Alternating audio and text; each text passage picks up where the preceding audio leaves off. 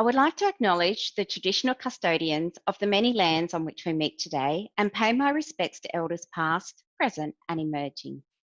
I extend these respects to any elders joining us here today.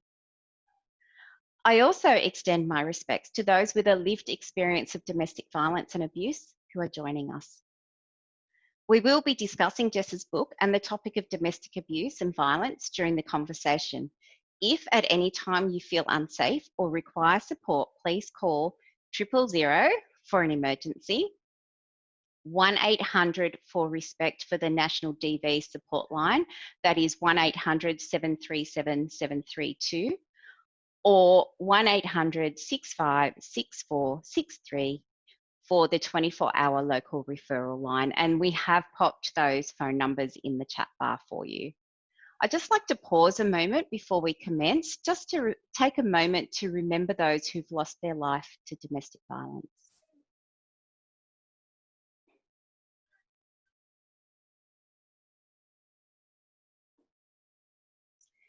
My name is Kathy, and I'd like to welcome investigative journalist Jess Hill, who's joining us tonight to discuss her Stella Award-winning book, See What You Made Me Do. Thank you so much. Thank you. Jess has toured all over Australia delivering talks regarding domestic violence, and this talk forms part of Council's broader domestic violence awareness program. The scheduling of this talk was intentional. We are right in the middle of a global campaign of 16 days of activism against gender-based violence, and Jess Hill's book puts the spotlight on perpetrators and the systems that enable them. Domestic abuse is a national emergency, with 1 in 4 women experiencing violence from a man she's been intimate with. The Central Coast is not immune to domestic violence, and I did do a quick look up on our New South Wales crime statistics. In 2019, we were positioned number 48 out of 132 local government areas in DV-related incidents of crime. DV is a real issue here on the Central Coast, across Australia and globally. I myself am a survivor, and I'm pleased to be discussing Jess's book with her tonight. So welcome, Jess. Thank you so much, Kathy. Okay, so I'm going to get into the hard-hitting questions now. Firstly, before we do, I just have to congratulate you on your Stella Award. What a fabulous achievement that is. Can you start by giving us an overview of your book and how you came to write it? Yeah, sure. So just to begin with, I also pay my respects to the Gadigal people of the Eora Nation, which is the traditional owners of the land that I'm on, the unceded land, and just really honour and respect the way they cared for this country, cared for each other, cared for their communities for over 60,000 years. And for me, you know, the book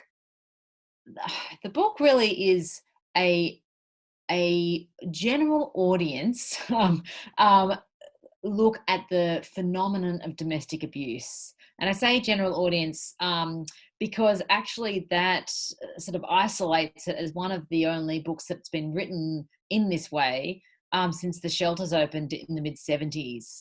When you consider that about 2.3 million women alive today, as you said, Kathy, 1 in 4, 2.3 million women alive today have experienced intimate partner abuse. Countless children, could be as many as 1 in 4, grow up in these abusive households. That there are, numbers of men who have experienced this, and certainly people who have been in same-sex relationships.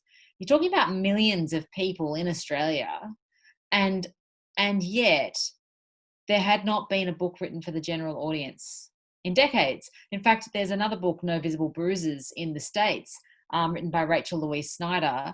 And in her introduction, she says similarly, there's been no book in America written in this way for the general audience until she wrote hers. So ours came out within a few months of each other. So there's obviously there's momentum for understanding and a curiosity on behalf of the public.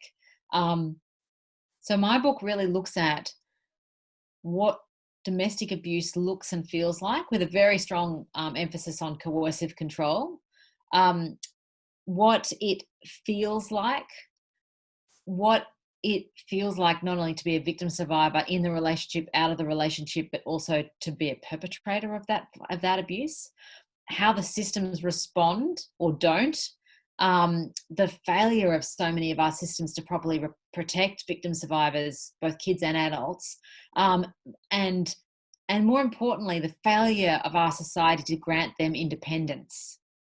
And it's so often, we encourage victim survivors to leave or to achieve safety, or to and we put those two together, leaving achieves safety, when in fact, as I said in the book, we throw out this safety net that's full of holes, and really our society still makes sure that especially a woman coming out of from being with an abusive partner has to not only fight incredibly hard just to keep safe and get her independence, but is often reduced to even temporary destitution or even lifelong lack of money, lack of housing.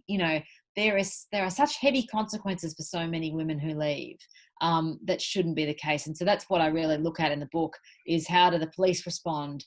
How do the courts respond? How does the family law system respond? And why doesn't it protect children reliably? And then what can we do to fix it? That's really, I spent a lot of time in the book, not just in the final chapter, but throughout many of the chapters, looking at the innovative ways that various different communities or groups within communities were actually making huge headway in reducing domestic abuse, and how in particularly innovative men's behaviour change programs, they were actually getting to the heart of why men use these types of abuse in their intimate relationships. So essentially, Kathy, I think that the book is hard reading, in the sense that it's not written to be hard. It's written to be compassionate, and it's written to be a page turner. And I do get that feedback from people. But it's difficult, but it's also hopeful. And I think by the time you finish it, what I hear a lot of people say is that what they thought was just an impossible, intractable issue, it is actually possible to interrupt and change this and change the story on this in Australia. And that's the most important thing, I think, to take away from this. Oh, that's amazing. I think you've answered about 10 of my questions in one hit there. So the opening paragraph, it's, I think, pretty much the first thing that you read in this book. And it's from the notes. And you explain why you opted for the term domestic abuse as opposed to domestic violence where you could. Can you explain the relevance of that? Yeah, and the relevance has actually been borne out in all the discussions I've had after the book's come out, and perhaps it's because I put that note on my method right up the front, so it is the first thing that people read.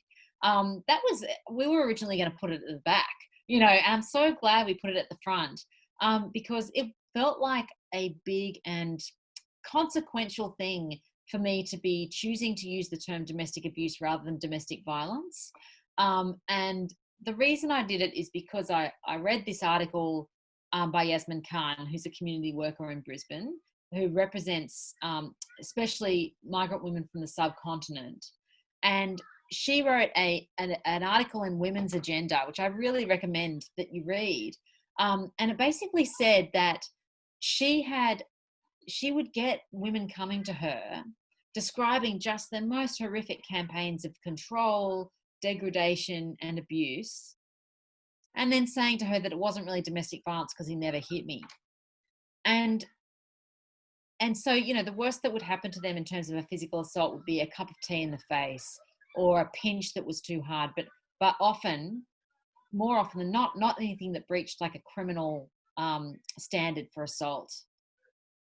And so Yasmin went overseas a few years ago. She went to the US, UK, and to basically find out how are different areas responding, especially to migrant women experiencing domestic abuse. And she talked to the police in the UK, and they basically, everywhere she went, they were using the term domestic abuse. And so she asked the police, why are you using domestic abuse and not domestic violence? And they said that because women are assuming that unless they get hit, they haven't been abused. And it was just really straightforward for her. It was like, of course, we're going to change that language. It's got to be inclusive language. Now, UK went to domestic abuse back in 2012.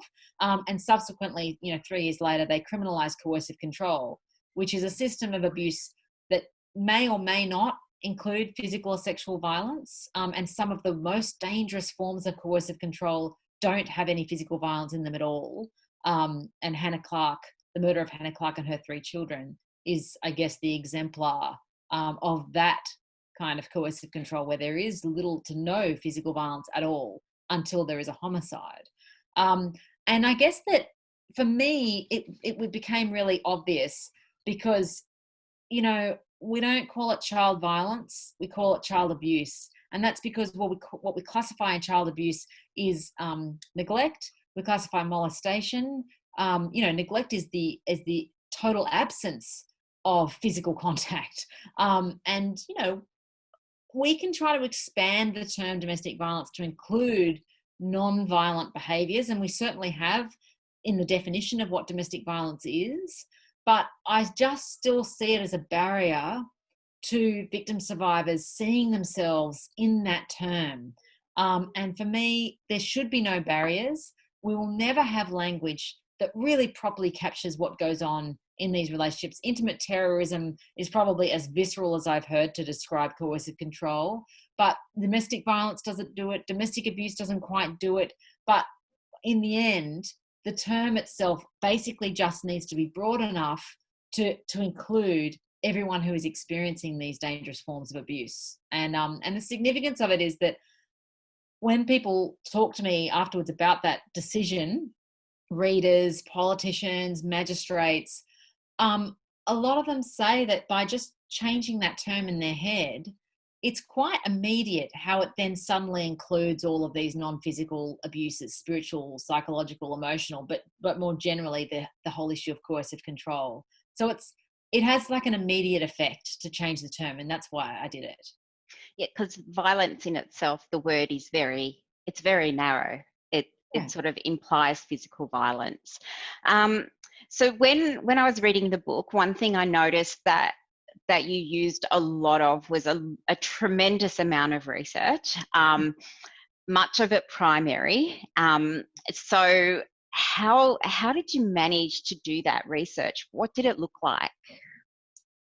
Yeah. I wish I had some sort of systematic answer for that. Like I could say, oh yes, well, I organized it like this. What it was me basically working from 8 a.m. till 11 p.m. And searching everywhere like a frantic bowerbird for every piece of information, every contact, every conversation that I could lay my hands on, basically. It was, some people have said, oh, you must have been very disciplined, because, by the way, when I was writing the book, I also went through IVF and had a kid. So they said, oh, you must have been very disciplined to have got that done. And it's actually not, I'm not that disciplined. I think I was possessed. So it was like not a choice. I was so compelled to understand this. I think as I started to understand it more and more, coming from a very low base, I might add, at the beginning, and lots of preconceptions, lots of myths and stereotypes on board, lots of victim blaming stuff in my head, lots of internalized misogyny. And so when I was starting to come at this, I'd read something and I would be shocked, or I'd be just like, oh my God, I've thought completely the opposite of this and I'm completely wrong. And every time, and that was an addictive process, as well as, confronting so many things you get wrong. But it was such an addictive process because I was like, okay, if I don't understand this, then so many other people don't understand it. And which of course we know, when you do national community attitude surveys and you see some pretty reprehensible attitudes towards domestic violence and victims particularly. So I guess that it was like a breadcrumb trail, one academic research study, you'd read all the references and go to what have they used, go find those. talk to somebody, talk to a service and say, can you put me in touch with someone who has maybe experienced these types of things, then I'd get in touch with them and they might know someone, or this, it was like this kind of, breadcrumb trail / spider web that was spiraling out and out and out. And I guess what I wanted to do with the book, numerous things. I wanted to make something that people couldn't put down. But I also wanted to condense the best research that I could find in the world on the various topics I chose to focus in on children, on family law, on the experience of victims, on the experience of perpetrators. And then basically condense all of that into something that was eminently readable, and then provide a very long reference list for everyone else who wanted to go on their own breadcrumb trail, and start investigating this. I stupidly did not keep references as I researched. So at the end of it, with my 125,000 word manuscript, I had to start from scratch referencing the whole thing. Oh, so when I say I was disorganized, I mean it. I can't believe because I'm not academic. I don't have an academic background. I didn't go to university. So I never got trained in how to do this. I'm what they call an autodidact, So part of while I was writing this book is I really had to teach myself not only to write the book, but how to research. And I'd been a researcher for the ABC, for their Radio Current Affairs unit. And I found myself falling into that very naturally. I have a researcher's mind. But I didn't come with this set of skills that would say, well, when you want to find this, you look here. I had to learn all of that. But I think that Claire Wright, who's another Stella Prize winner and an academic, she said that actually she notices it on the page that I'm not an academic, and part of that is actually the freshness in it, that I didn't come with pre-existing frameworks for understanding information. I didn't come with pre-existing knowledges that I would be sort of funneling the research into.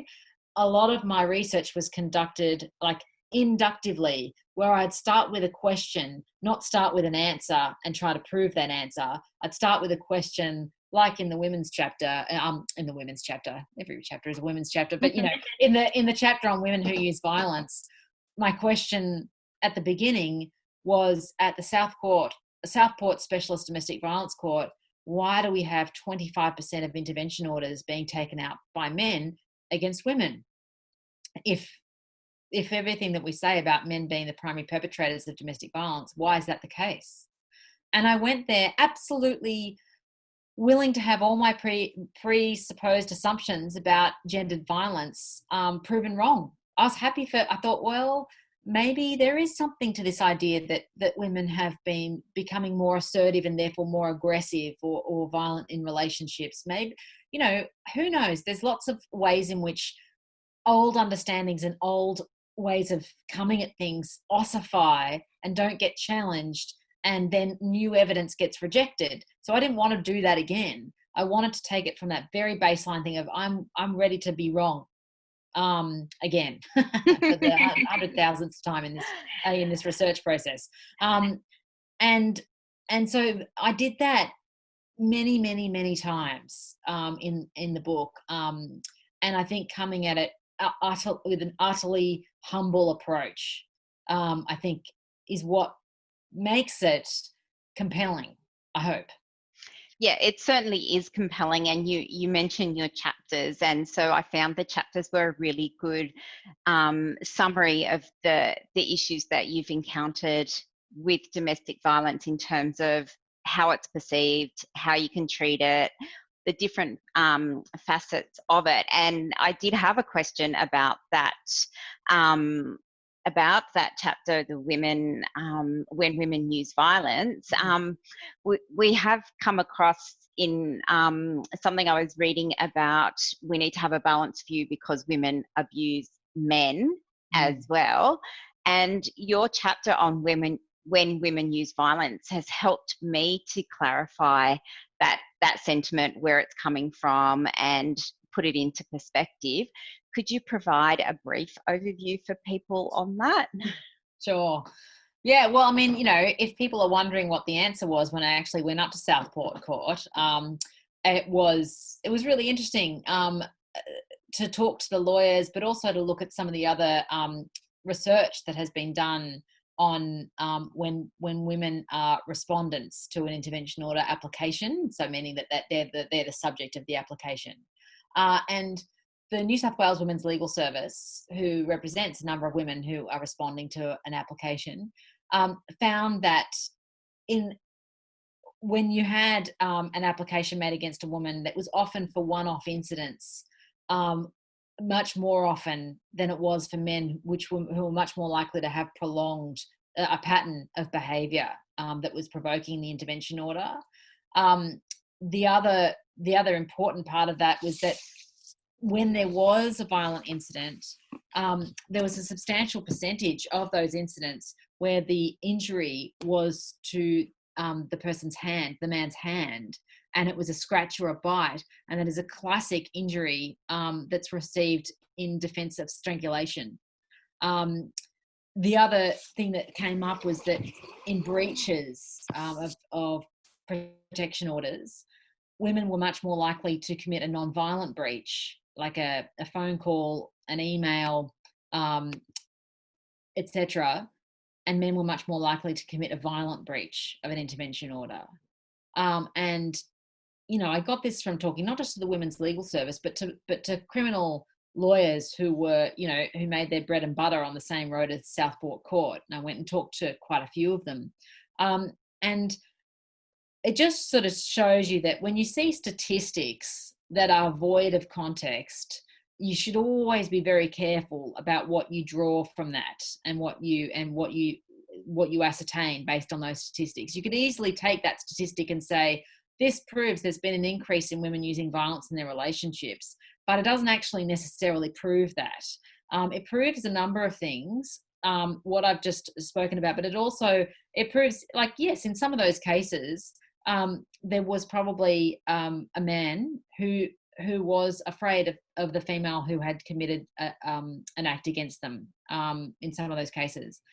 In a lot of cases, we see cross-party applications. So when a woman applies for an intervention order, the man who is their abuser applies for an intervention order as a sort of revenge tactic, or to sort of equalise the violence. Police, who are unsure who the primary aggressor is, may apply for intervention orders on behalf of both parties. There's so much complication to that. And I know you said to be brief, but one I didn't think it was possible. Yeah, one thing I would just say, so I say all that just to say to anybody on the call who is wondering whether, I've put enough thought into this. I put a lot of thought into it. And I might say also that on my third day at Southport Specialist Court, I was supposed to go out and speak to the police about this and what they were seeing in terms of female perpetration. They had to cancel the interview because all of the police in the local area had been called away to a domestic incident. And that was the murder of Teresa Bradford by her ex, David Bradford. And, I think I was just hanging around the Southport Court that morning after hearing that and seeing this news start to come through. And the mood at the court was horrific because the magistrate, the specialist magistrate there, had actually granted bail to David Bradford against advice from police for his own reasons. And he was a very good magistrate. I'd sat in his court and he was specialised. He was careful, and this was a mistake,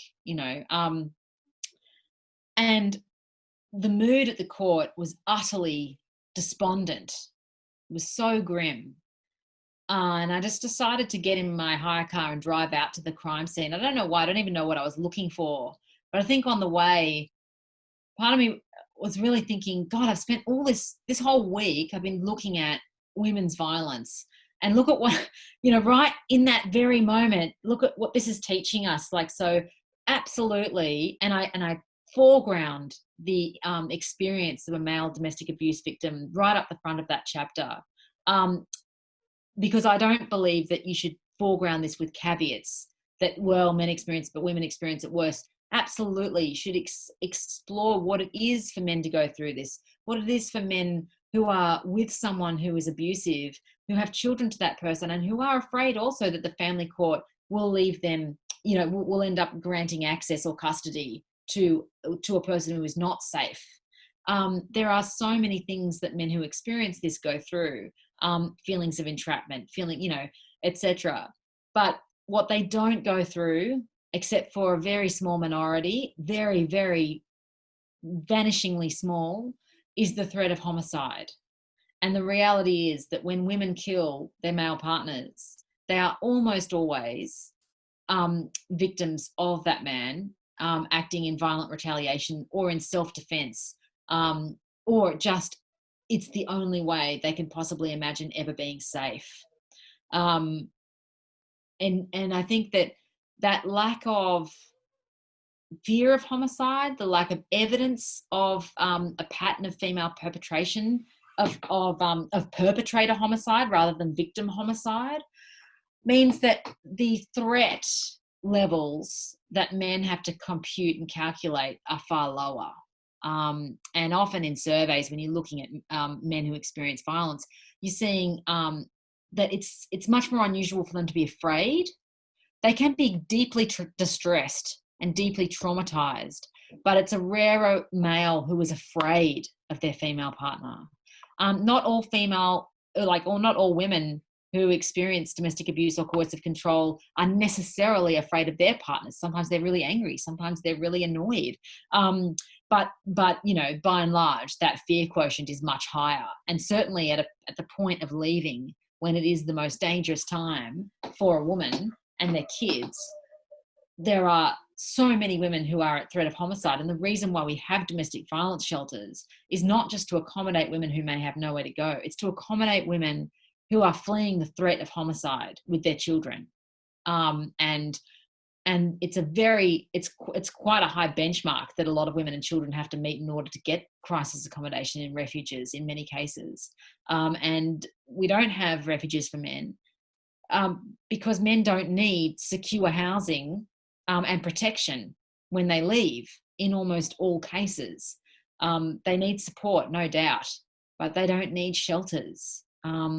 So look, it's a really thorny topic. I think a lot of the time when you see men saying, what about men? It's not only women who are victims of domestic abuse. Sometimes they are men who've felt utterly left out of the conversation and have been victimized themselves or know others who have. Other times they're just anti-feminists who are trying to distract from the real conversation. So it's a very difficult space to work in. And I think what makes it even more difficult is that by and large, the majority of perpetrators believe themselves to be victims. So people, who are working on Men's Line, who are dealing with men calling in about their behaviour, or who are calling men based on police charge sheets when they get referrals to call men, the vast, vast majority of these guys start the phone call claiming to be the victim.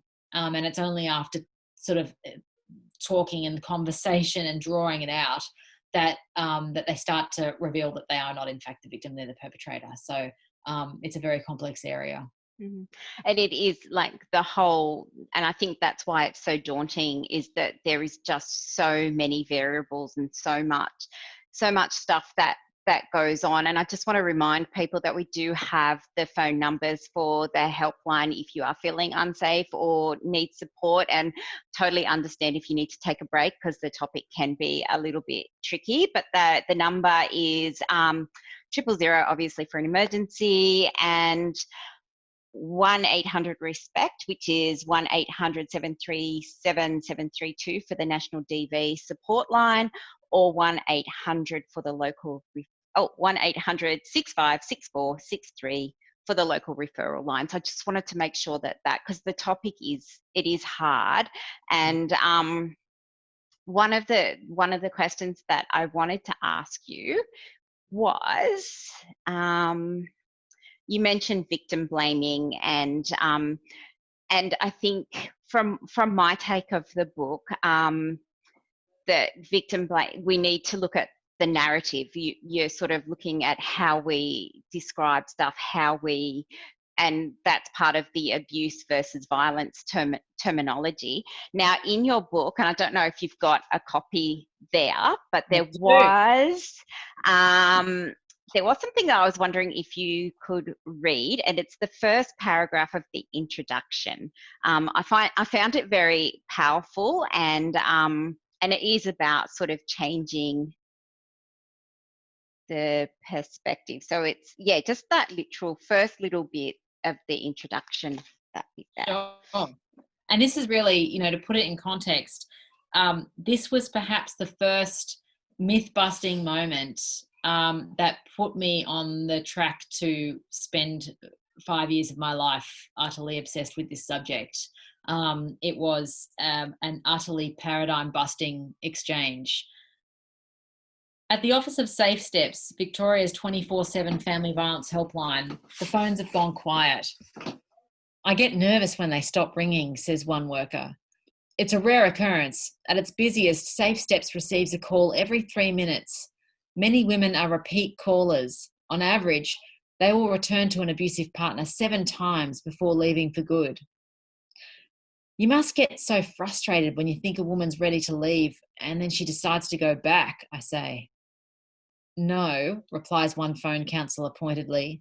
I'm frustrated that even though he promised to stop, he chose to abuse her again.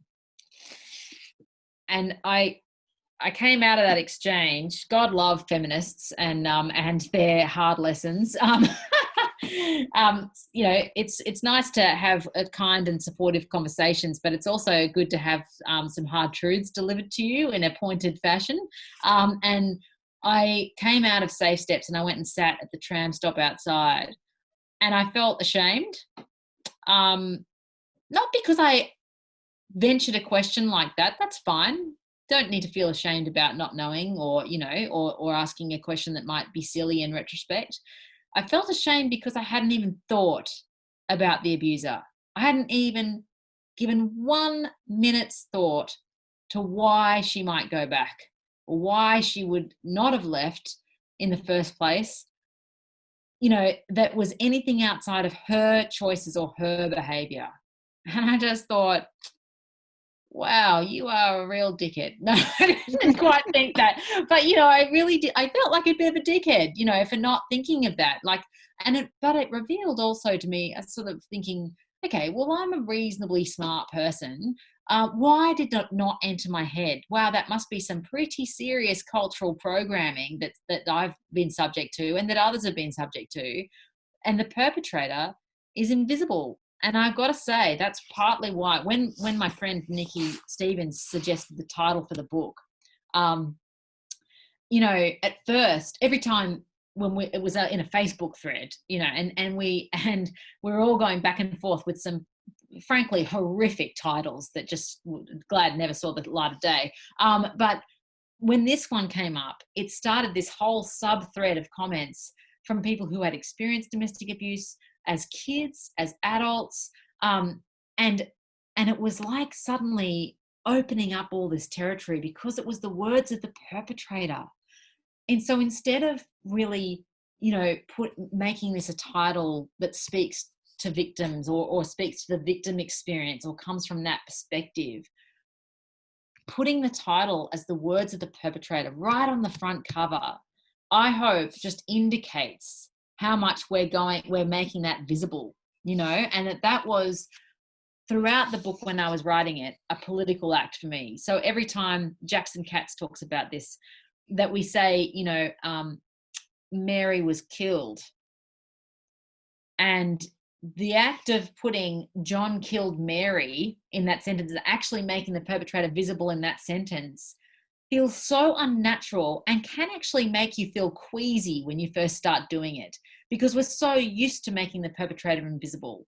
And so first of all, when I was writing the book, I was going to have the second chapter first, which is the underground. So I was going to have all of the stories about women and what they've experienced. And I thought, nah, I'm going to put the perpetrators in the first chapter.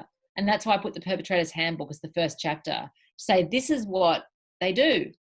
And then we're going to get to the women. But at the front of that sentence, in the front of the book, is going to be the perpetrator. And that's, I think, both in accountability terms, that's important. And then throughout the book, not just sort of holding accountable or condemning, but actually trying to get to the heart of why do they do this? Why do we say 1 in 4 women have experienced domestic abuse since 15? I'd really like to know how many men have perpetrated it. That would be a much harder survey question to ask. But we don't have that statistic. How many men have perpetrated domestic abuse since the age of 15? Like, do we even have a way of measuring that? Because I think that would tell us, it would certainly make more stark what kind of issues we're facing in this country. Because at the moment, we just look at through the lens of victimization with an invisible perpetrator most of the time. And that comes back to the whole, changing the narrative, changing the way in which we view the issue of domestic violence. And we had a question that came in on our booking sheet, and I'm just keeping a close eye on the time there. As she mentioned, I'm not going to give her background story, but the chapter on children is both heart-wrenching and insightful. And we received the question from a woman going through the court system saying, what can I do to help the courts recognise coercive control is real? And I had to think about it. And before you answer, I'll just add this bit. Do you think that educating lawmakers and enforcers regarding coercive control is a task reserved for survivors of domestic violence who are already in a dangerous position, or is it a community issue? Oh, absolutely a community issue, and a task for victim survivors who want to do that work, because they have, a lot of victim survivors have incredible expertise in this area now through their lived experience, and also many of them go on. I mean, look, the domestic violence sector itself is, the social work sector is populated at disproportionate percentages by victim survivors. So I don't think it is the task of someone who is in the throes of the family law system to have to educate their lawyers. Let's put it that way. But I think that any education that goes on has to include people with lived experience at the front of it. I actually do quite a lot of judicial education in Victoria particularly. And it's not for the family law system, unfortunately, although I've got some more of that stuff coming up. But it's for magistrates. So we've got family court judges and we've got local magistrates. And I'm talking to the people who are sort of doing the intervention orders, hearing the charges, criminal charges, etc. And we've been doing training through the Judicial College of Victoria on, they call it intimate terrorism, on coercive control for the last couple of years. They've been doing it for a few years. And the learning and the commitment of the magistrates who I sit in that room with is very impressive, not to mention the fact that a number of them are victim survivors themselves. And some of the most innovative responses from magistrates I've spoken to are from the women who've gone through it. And they've figured out how to apply the law in creative ways to achieve the best kind of safety for the people standing in front of them. So, victim survivors are all through every system. That's the fact of it being 1 in 4 women.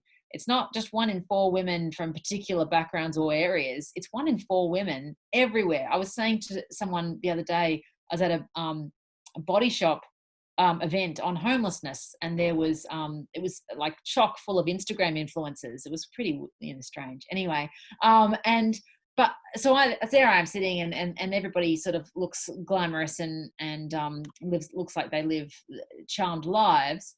And afterwards, I was there to speak about domestic abuse and the connection to homelessness. And I had a number of those women come up and speak quietly about their own experiences, and some leave in tears. This is absolutely everywhere. In terms of actually educating lawmakers, that's precisely what we're trying to do. And I know there are different opinions on criminalising coercive control, but I have not seen in the past 5 years the kind of momentum that has occurred in the last few months for lawmakers and for other sectors who serve this to understand coercive control, to speak to counterparts overseas, to get a better grip on what coercive control is and how to respond to it than what has happened in the last few months, where you've had attorney generals from 4 states saying that they are going to inquire and consult on how better to respond to coercive control. something has shifted, and the murder of Hannah Clark and her 3 children was a huge part of that. When I started talking about coercive control publicly after the book was published in June last year, most people looked at me outside of the sector, the general public. I just get these looks like it was some esoteric term, and people would kind of look a bit cross-eyed at me, like, what the hell are you talking about? Now I speak to people, and even if they don't understand it, they've heard the term, like, and they are interested to know more, especially since we've started talking about creating legal responses to it. You've got lawyers who are interested in it. The family law sector is saying that they're going to have to get interested in it. The health sector, I spoke to 2 hospitals, the Royal Melbourne and the Alfred, a few days ago. Their psych units are getting across coercive control and seeing how it shows up in various different presentations, aside from just physical assaults, but also in anxiety, depression, gastrointestinal disorders, eating disorders. They're starting to understand how this manifests in front of them. It's just, I know that there's a lot of things when people say, like, what needs to change, like, and there's just a list from here to the moon.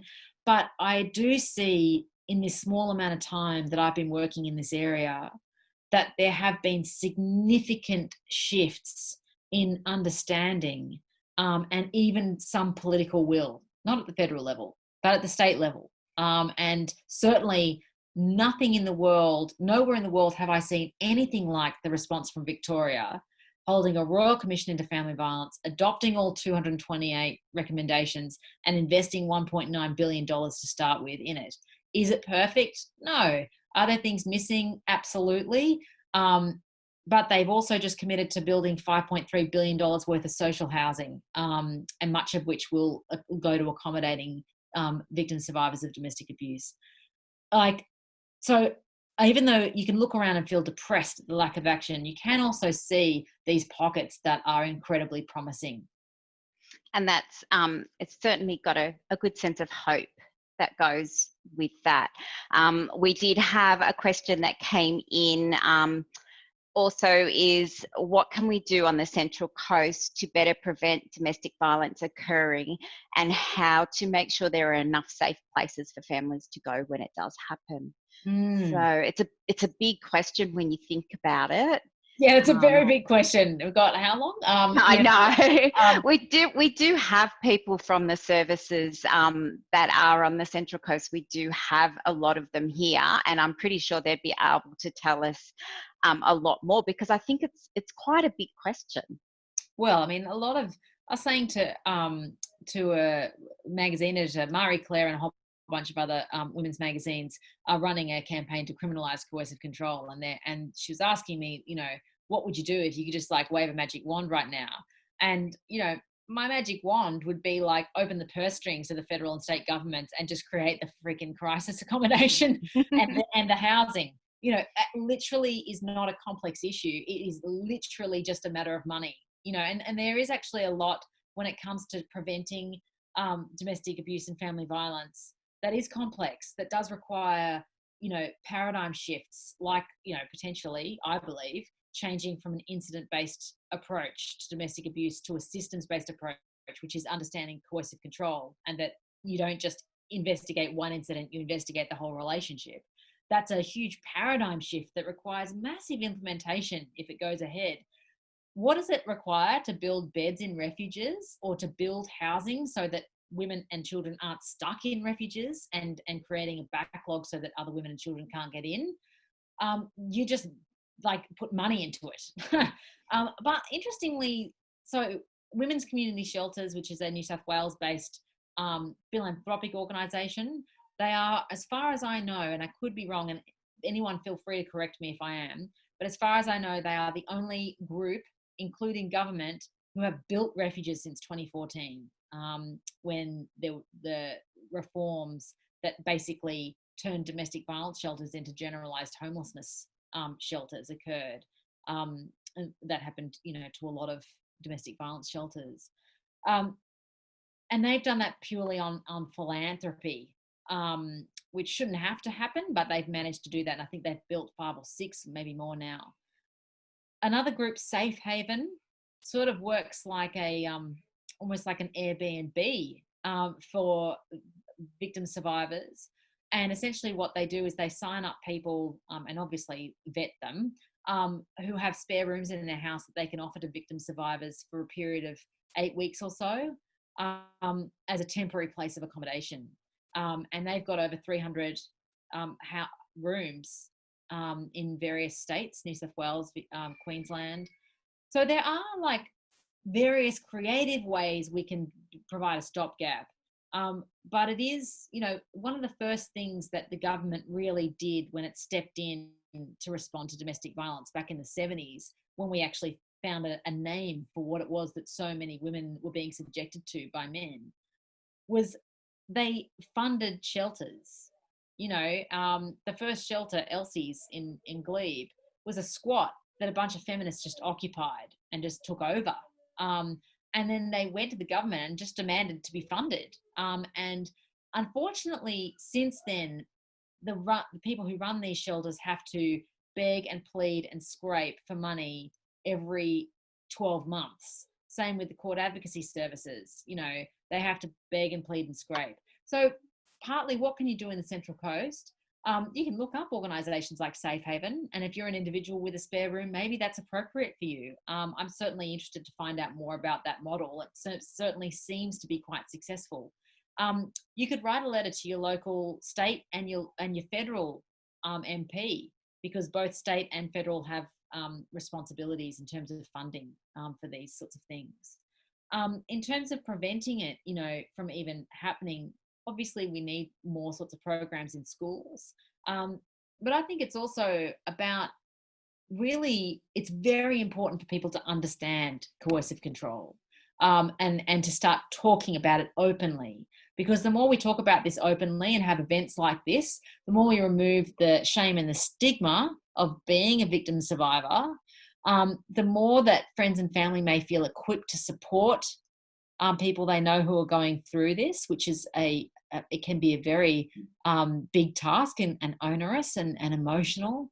And the more that people start to see that this is not just a private issue that victim survivors should deal with quietly. It's a community issue, and they require community support from friends, from family, from co-workers, etc. And I think, just very, very briefly, just to say that what coercive control is essentially it's a model for understanding what a typical plot line for a large percentage of domestic abuse cases look like. So it's like, basically, a lot of domestic abuse is so predictable that many in the women's sector can finish a woman's story before she's halfway through telling it. And the sorts of predictable things that you see in coercive control are, first of all, a love bombing, sort of charming beginning to a relationship, or a very fast beginning to a relationship, but the establishment of trust and intimacy. Then isolation, micromanagement of behaviour. So from things like, telling you what time to draw the blinds, to you've got to have all the cans turned around a certain way in the cupboard, to having the mat on the kitchen floor in exactly the right place, that sort of thing. Intimidating and belittling, withholding necessary resources or making it hard to access. Yeah, so it's all these things, gaslighting them and basically creating this environment of confusion, contradicting behaviours and a type of threat, which may be so difficult to put your finger on that you can't explain it to anyone else, but you just know that if you were to defy your partner, or to even if they were to get the perception of you defying them, that the consequences would be awful and possibly life-threatening. So it's very, very important that people start to understand coercive control and start to understand that we're not just talking about necessarily isolated, things like financial abuse, psychological abuse, spiritual abuse, as though this is just isolated bits and pieces. More often than not, we're talking about a system of abuse that never switches off. And it is masked often in caregiving.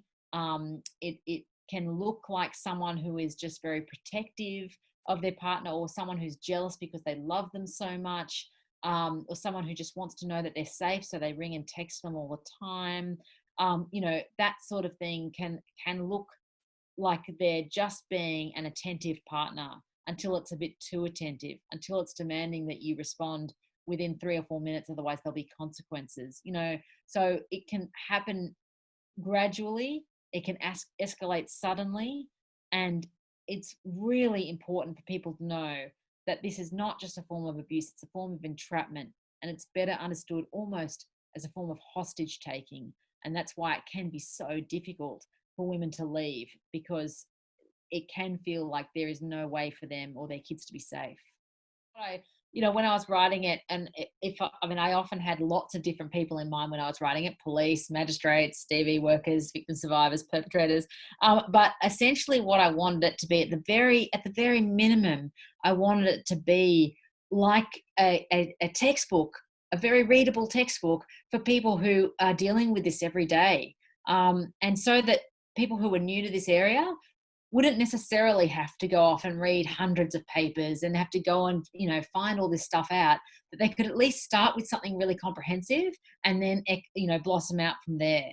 There is another question that's come in. I really do feel it is wounded boys who grow into abusive men. Do you feel that if we address the toxic masculinity in children and young men through education and programs, we will see a decrease in the future? I think that, to be honest, I really think that the nature of patriarchy is that all boys are wounded, and patriarchy, I think at the heart of it is a system of trauma. And when you raise boys on the notion that in order to be accepted as men, they should be strong, ideally unemotional, pragmatic, rational, independent, which is essentially a byword for disconnected, not anything like a girl, not soft, not vulnerable, not compassionate. When you're basically telling boys that to be men, they've got to kill off the natural half of themselves that feels, then you are creating shame in a boy, because it's actually impossible to do that and to live fully. And so you have men who resist that conditioning and try to overcome all of those requirements. And then unfortunately too many men who take the path of least resistance. When you have that shame that starts so young in boyhood, and it really starts from age of 3 or 4, you start to see these behaviors, and the pressure from other boys and even other girls sometimes, like, don't be a girl, or laughing at them for crying, or laughing at them for wearing a skirt, or then what we do when we don't have open conversation with boys about this process and about their shame, is that shame can turn toxic. Now, not everyone who has a kind of toxic, unacknowledged shame is going to take it out on other people. Maybe they'll just take it out on themselves. And how many men in this country would prefer to remain utterly silent about the emotional hurt that they're experiencing until the point they commit suicide, or who go into relationships absolutely planning and with hope and promise for the future, but then don't have the skills to connect emotionally, and end up backing out of the relationship and end up with a broken marriage, and causing great devastation to their partners and kids. This is like, we actually don't raise men to be intimate.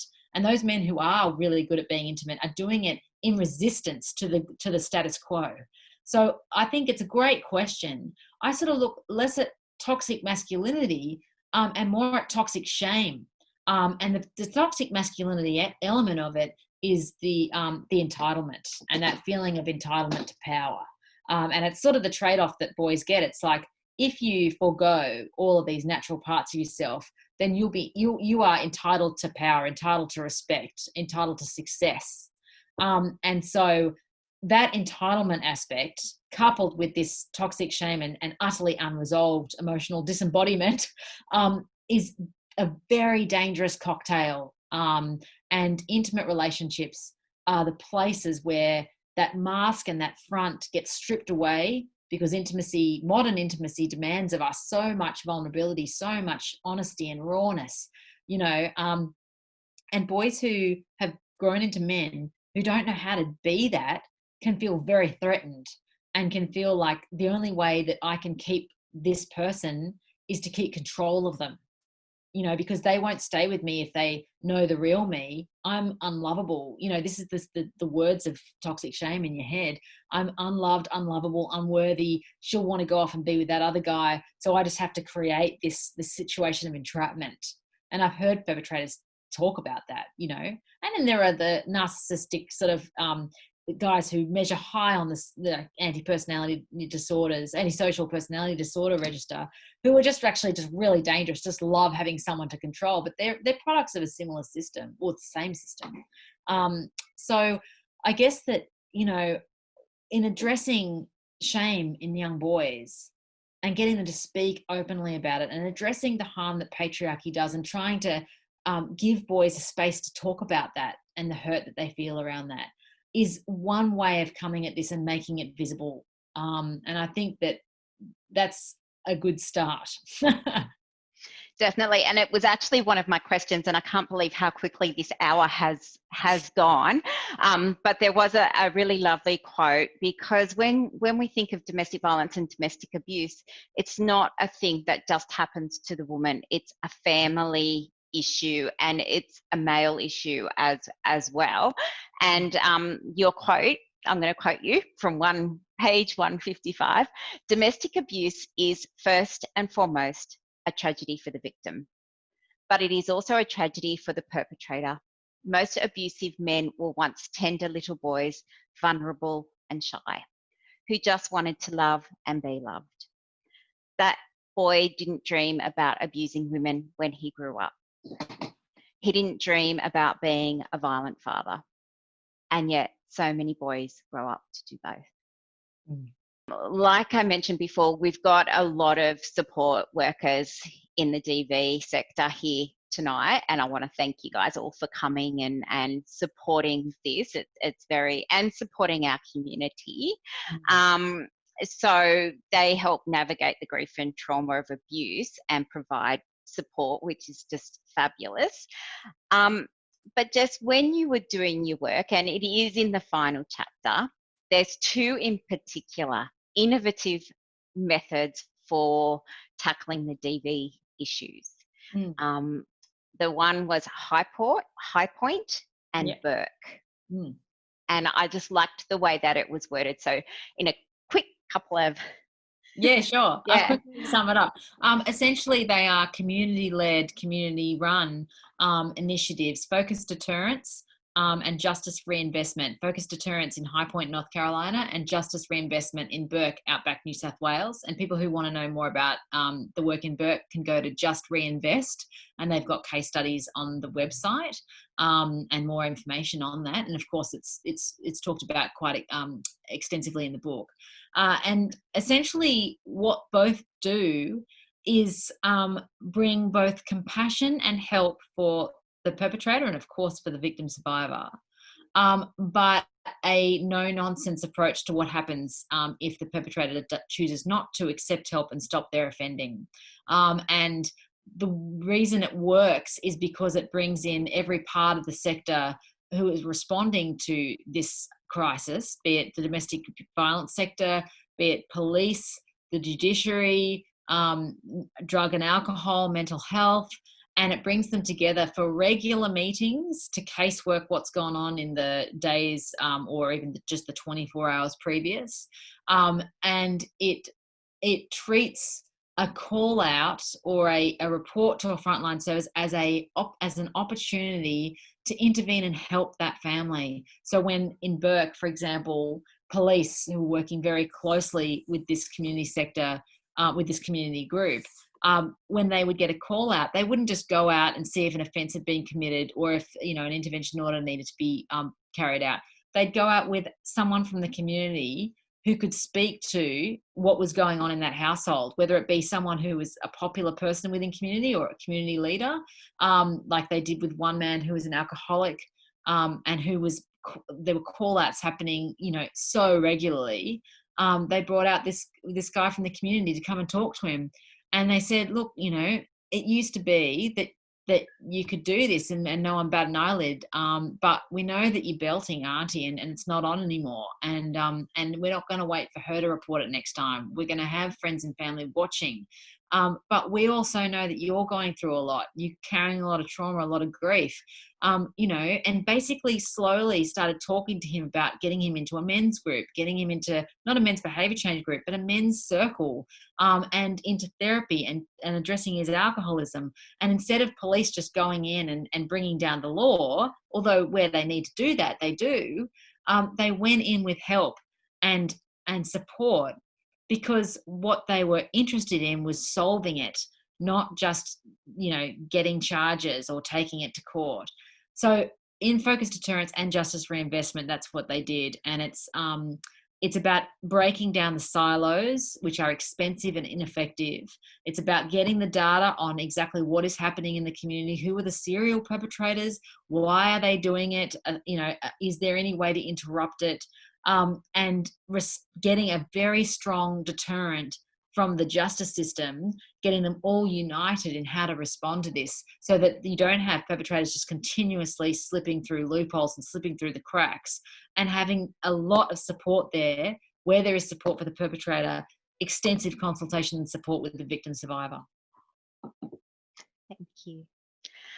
I was going to ask what you hope readers take from this book, but I think you've covered it. I think that,